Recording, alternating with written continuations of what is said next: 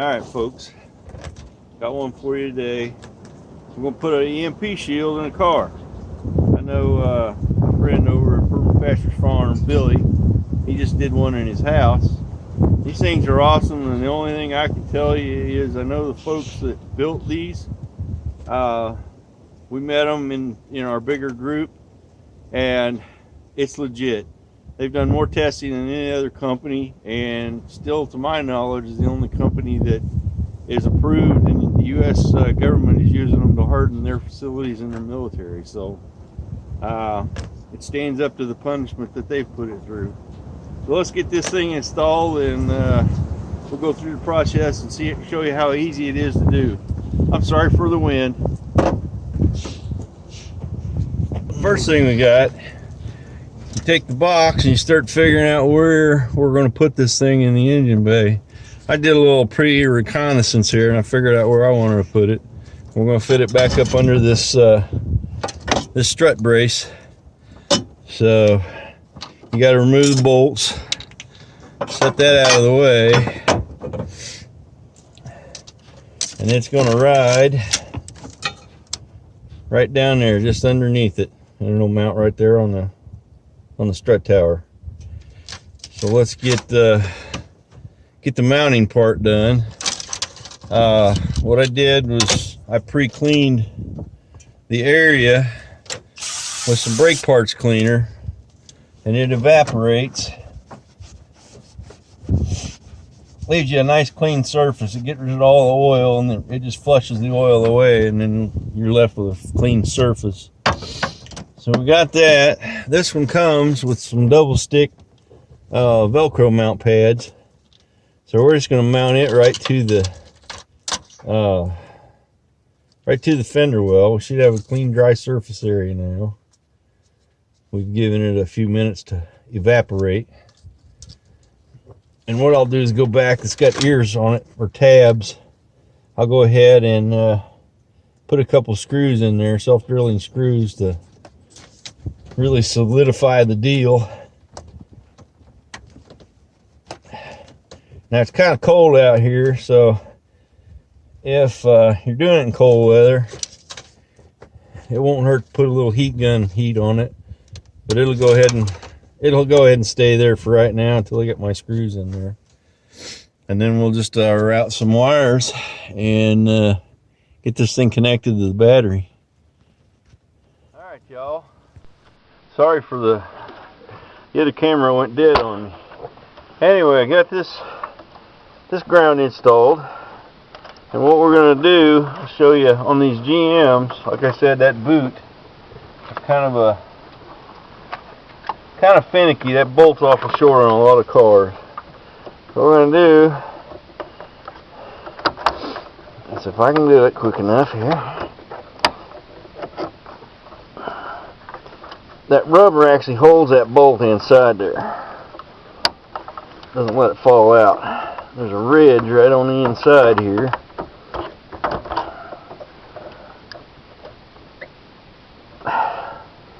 Oh, you're going to be...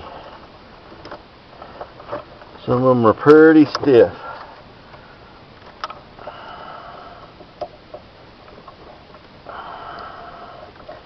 So far, we have got the earth ground connected for the shunt. We have the where's the pliers?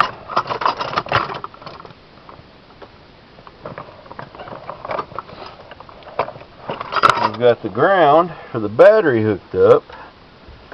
And now all we got to do is finish this positive side, and she'll be done. If I can get this rusty old bolt out of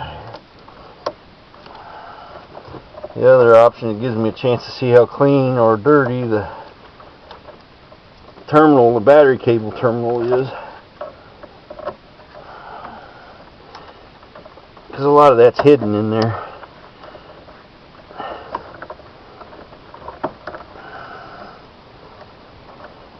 And it'll look clean on the outside, but inside, if it's corroded, it still ain't getting a connection. There we go. And then all that boot does is slide over the end of it. And she looks a little rusty. I don't know if you can tell that, but we'll come back and clean that up a little bit. But all I'm going to do is the same thing. Route that bolt through that loop first. Connect it. And then lock her down.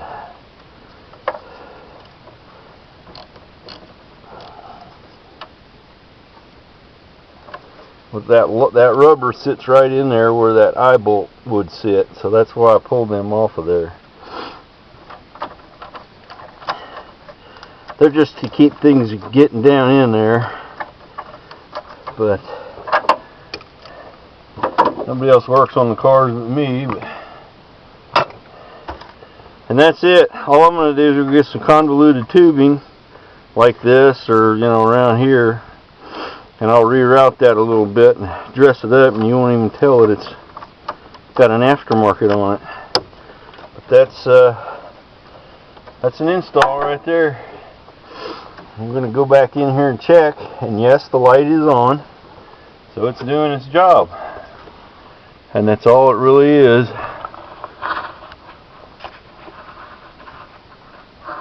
installed. It's doing its job. That's all we can ask for. Alright. Well, that's the install for that little car. Let's go over here to the truck and I'll show you the install that we did on it. And obviously this is the first one because you just watched me install the other one. It's right there. And like I said, probably your biggest thing is let me get this tripod set out of the way a little better. Finding a place to mount it, but like I said, I'm still trying to find some convoluted tubing for one reason or another. That's just not in the cars. There's the ground, and if you look at that under that ground, that black one, that's factory ground, goes down to the frame. And every vehicle should have a body to chassis, ground, and on down through your tires. That's it. I don't know if you can see. It's hard to see sometimes. The little lights are glowing. So it's doing its job. And then, like I said, you're on the red wire over the mount, and the back one's down, or black one is down in there, but pretty easy to hook up, and it's like insurance. Hopefully I never need it, but if it's there, it works, and they've done everything physically possible to ensure that they do work. So there it is. Alright folks, that's it. Had to bring my tools and put them away, but that's pretty much it for an EMP shield. I've got one to put on this building that I'll get done. In fact, they're actually right here.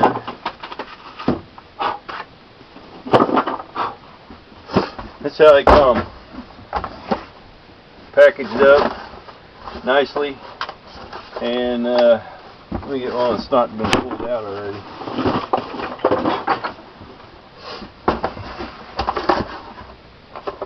Well, oh, okay.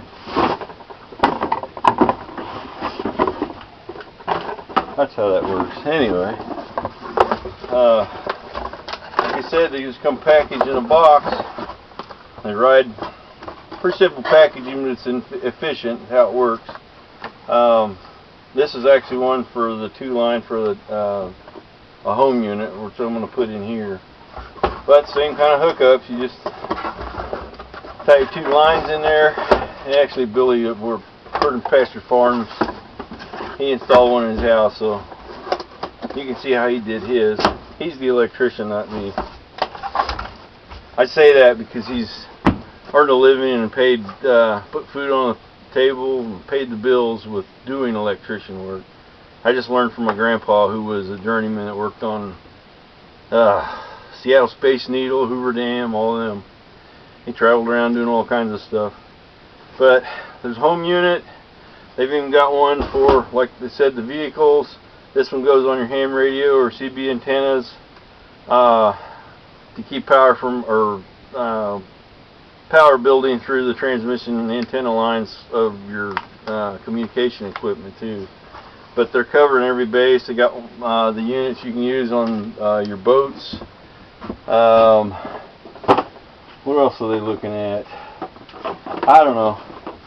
But a big thanks to Tim and Andrew and Rowdy, well actually everybody down in EMP Shield, for coming up with the idea, cranking it out, and actually being able to go through the testing and be as legit as they are.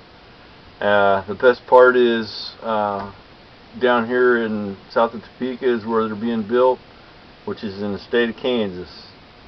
USA made. That's all I got for this one. Again, thanks to the folks at EMP Shield. You can look them up on the internet. They're getting popularity left and right, and with good reason. So I'd say that's all for now. Live a life done free. Thanks.